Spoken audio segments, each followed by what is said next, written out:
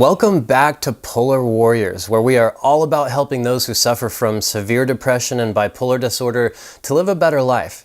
We're going to jump right into the top 10 list, but it's important to know that many people experience and express their bipolar symptoms in different ways. There's no cookie-cutter textbook definition of symptoms, so it can be a little slippery to grasp and often results in misdiagnosis. It can be hard for those with bipolar to even explain exactly how they feel, and especially at first. Often doctors will just group them into the category of general depression or anxiety disorders because those are the symptoms that are most noticeable to us. As many as 20 to 30% of people complaining about depression to their doctor are actually, in fact, bipolar. Over 5 million people in the US alone are bipolar, so you are not alone, absolutely not. In a nutshell, the primary indications of bipolar disorder are extreme mood swings between the highs or mania to the ultimate lows of depression. When we're manic, we feel like we're on top of the world, flying high as a kite and almost have unlimited energy. Being manic can be really pleasant or a really uncomfortable experience, depending on how each person goes through it. Then there's the dark side of bipolar, where the lowest of lows kick in, and it can result in paralyzing depression, and sadly is a really big cause of modernly of people ending their lives, so it needs to be taken very seriously.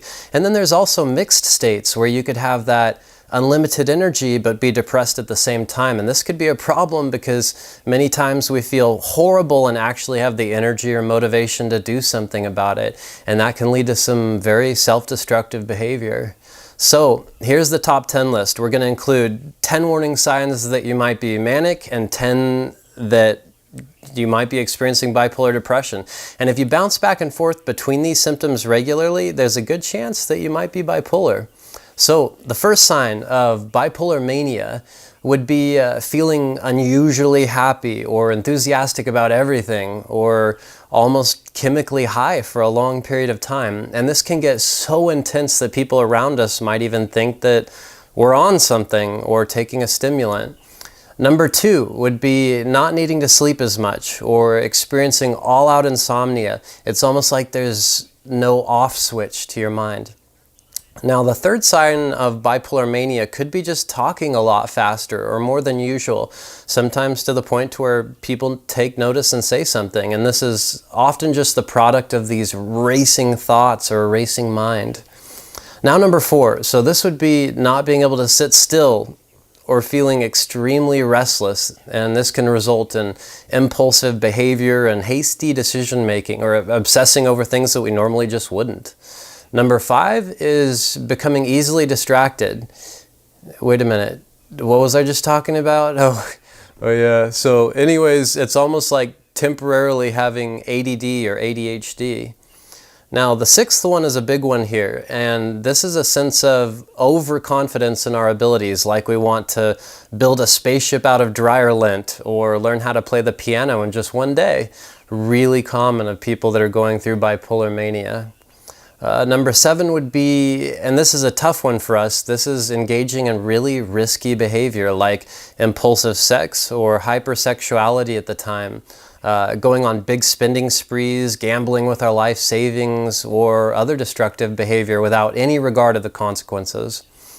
It just feels right at the time, and then when we crash or come down, we might look back and go, holy crap, I can't believe I did that.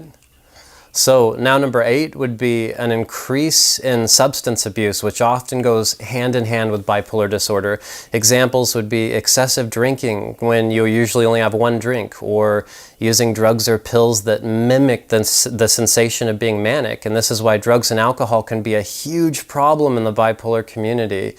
To take that one step further, or a different side of this, would be overeating or an addiction to unhealthy foods that can just be increased during periods of mania. Number 9 would be the inability to complete tasks, which often can result in trouble at work or daily responsibilities at home. It's almost like starting 20 projects all at once and having equal interest in all of them at the same time.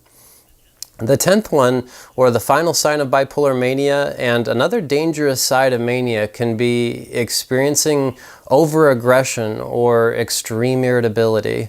Those with a predisposition for anger management issues can often find these feelings are really enhanced by mania. It can be a lot easier to lose your patience over little things and overreact to situations that just normally wouldn't bother us very much. So that's the top 10 signs for manic or mania, or that side of things. Now let's get into the polar opposite of those, which is the depressive characteristics of bipolar disorder. So the first sign of the depressive side of bipolar disorder would be uncontrollable sadness or strong feelings of hopelessness for prolonged periods of time. And these feelings can get so intense that it can be unbearable and often result in crying over things that normally might not bother us as much. We tend to dwell on or just be consumed by negative thoughts. And this mental noise and discomfort can also lead to feeling pissed off at everyone and everything. You know, where puppies and rainbows even make you mad. So that would be the first sign. The second one would be starting to withdraw from those around us, like friends or family or spouses. If you're going through bipolar depression, you might find yourself isolating in your room or not having any desire to go out when normally you would. Or you might be ignoring text messages all of a sudden, or not even taking phone calls.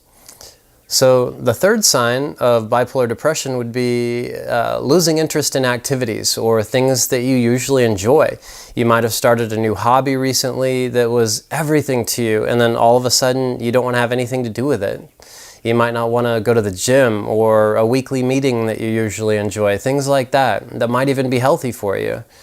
So the fourth sign of bipolar depression would be feeling majorly fatigued or extremely low energy. This can get so bad that it feels like a mild flu or like you've run a marathon the previous day or have jet lag or something. It's not fun. And you might be sleeping 12 hours a day or even more because of that.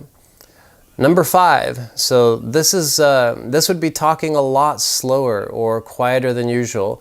And this is the polar opposite of the fast speech that I was mentioning earlier. You may have issues with concentration or memory or decision making at that time. Now, number 6 would be physical pain. When your mind is suffering so greatly, these feelings can transcend into the body, causing us to have body aches or headaches, back pain, strain on your eyes. Depression can literally be so painful it physically hurts. And it's really amazing how connected the mind and body truly are. So the 7th side of depression, if you're bipolar, would be a lack of personal hygiene.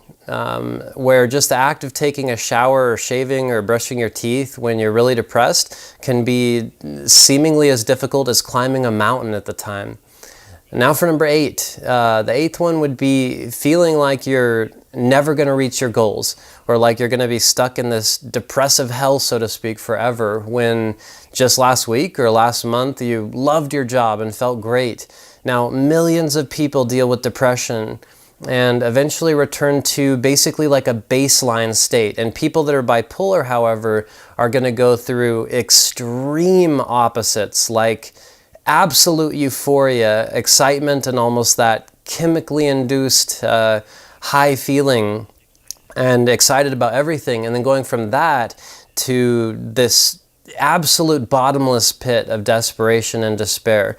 A lot of people deal with depression, whether it's situational or chemical, and usually come back to, like I said, a baseline. But with bipolar, it's the extreme polar opposites. All right, so now number 9 would be the inability to experience pleasure. And this can really impact your sex life or intimacy with a partner. These periods can sometimes last for months where you almost feel like you're asexual. Number 10, the last one, and this is a sensitive topic in the most serious one of anything I've mentioned so far. And this, of course, would be thinking about, or worse yet, attempting to end our lives. Suicide. So people with bipolar-induced depression can experience so much suffering that they have a strong preoccupation with death or can't stop thinking about it.